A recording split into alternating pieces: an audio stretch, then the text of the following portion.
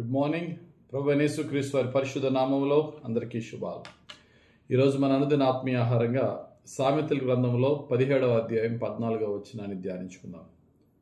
కలహారంభము నీటి గట్టున పుట్టు ఓట, వివాదం అధికము కాకమునుపే దాన్ని విడిచిపెట్టుము. చదవబడిన వాక్యంలో మనం చూస్తే కలహారంభం అట నీటి గట్టున పుట్టు ఓట అన్నాడు. దీన్ని తెలుగు బైబిల్లో పవిత్ర గ్రంథంలో వ్యవహారిక భాషలో చక్కగా వివరించారు. కలహారంభము ఆనకట్టులో పగులు లాంటిది, జగడము మొదలు కాకముందే దాన్ని విసర్జించము. ఆనకట్టు తెగిందంటే ఏమవుతుందండి? వరద వచ్చి ఊర్లు మునిగిపోతాయి. కలహారంభం అట ఆ ఆనకట్టు దగ్గర చిన్న పగులు లాంటిదట. దాన్ని చూసి మనం ఏం చేయాలంటే వీలైనంత తొందరగా అక్కడి నుంచి పారిపోవాలి.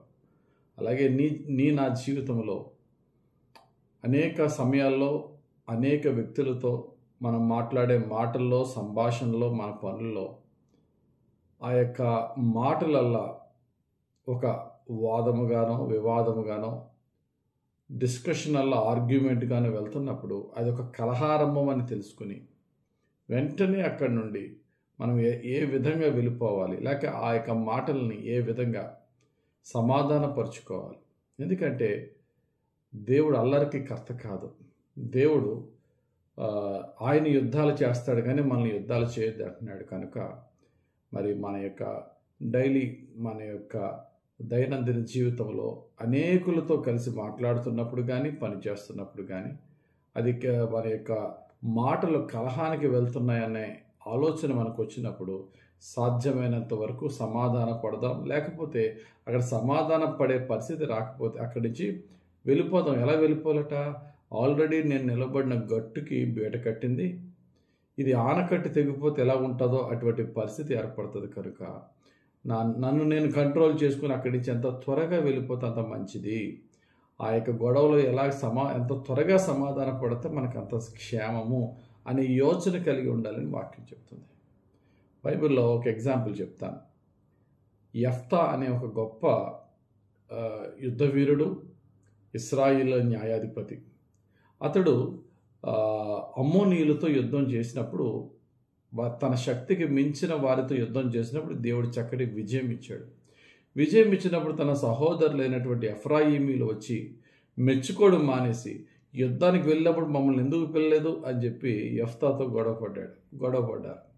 కొన్నిసార్లు మనం ఏదన్నా సాధిస్తే వచ్చే ఎప్రిషియేషన్ బదులు, మనం వచ్చి మెచ్చుకునే బదులు మనల్ని నిందించేవారు ఉంటారు, మనల్ని తిప్పిపొడిచేవారు ఉంటారు, లేకపోతే మన విజయాన్ని ప్రక్కన పెట్టి మనలో తప్పులు వెతికేవారు ఉంటారు. ఎందుకంటే ఎఫ్రాయిమీలకి ఇది చాలా అలవాటు అయిపోయింది. ఇక్కడ యెఫ్తాన్ అన్నారు ఈ న్యాయాధిపతుల గ్రంథం 12వ అధ్యాయం 1వ వచనంలో. అదే న్యాయాధిపతుల గ్రంథం 8వ అధ్యాయం 1వ వచనంలో గిద్యోన్ అన్నారు. గిద్యోను చాలా సాత్వికుడు. గిద్యోను ఎఫ్రాయిమీల్ని అన్నా మీరేంటన్నా, మీతో మేమేంటన్నా అని తగ్గించుకున్నాడు. ఎఫ్రాయిమీలు సమాధానపడి వెళ్ళిపోయారు. ఇక్కడ యెఫ్తా అటువంటి వాడు కాదు. నేను నా ప్రాణాలు అరిచేతుల్లో పెట్టుకుని యుద్ధం చేస్తే, నా దేవుడు నాకు విజయం ఇస్తే, మిమ్మల్ని పిలిచినప్పుడు రాకుండా విజయం వచ్చినప్పుడు నన్ను మీరు నాలో తప్పులు వెతుకుతారని చెప్పి ఈ యొక్క యెఫ్తా ఈ ఎఫ్రాయిమీలతో చాలా బలమైన యుద్ధం చేశాడు. ఆ బలమైన యుద్ధంలోట న్యాయాధిపతుల గ్రంథం 12వ అధ్యాయము 6వ వచనంలో మనకు ఉంటుంది. అక్కడ ఇంచుమించు 42,000 మంది చనిపోయినట్టు ఉంటుంది. ఆ యుద్ధంలో ఎఫ్రాయిమీల్ని 42,000 మందిని చంపేశారు. వాస్తవానికి ఎఫ్రాయిమీలు ఏ విధమైన గొడవలు లేకుండా చక్కగా సమాధానంగా ఉన్నారు. వెళ్ళి ఆ యెఫ్తాతో పెట్టుకున్నారు. దానివల్ల ఎంతమంది? ఒకలా ఇద్దరు 42,000 మంది చనిపోయారట. ఎంత బాధాకరం అంటే 42,000 సైనికులు చనిపోయారంటే 42,000 కుటుంబాలు రోడ్డెక్కాయి. ఎంత వేదన బాధ ఆ యొక్క కుటుంబాలకు ఉంటుందో చూడండి. వారి నోటితో తెచ్చుకున్నారు. అందుకనే ప్రసంగి గ్రంథంలో 10వ అధ్యాయం 12వ వచనం ఉంటుంది, జ్ఞానుని నోటి మాటలు ఇంపుగా ఉన్నవి, అయితే బుద్ధిహీనుని నోరు వానినే మింగివేయను. మన మాటల వల్ల మన నోరే మనల్ని మింగేస్తుందట. కాబట్టి ప్రియులారా, మనం బలంగా ఉన్నామా బలహీనంగా ఉన్నామా, ఎదుటోడు బలవంతుడా వాడు బలహీనుడా కాదు. అక్కడ వివాదం అవుతుందా, గొడవ అవుతుందా, మనకు అనవసరం అదని చెప్పి సాధ్యమైనంత వరకు సమాధానంతో ముందుకు వెళ్ళిపోదాం. సాధ్యమైనంత వరకు ఆ చోటుని పక్కకి వెళ్ళిపోదాం. ఆ చోటున గొడవ అవుతుందంటే మనం దాన్ని ఎలా చూడాలా?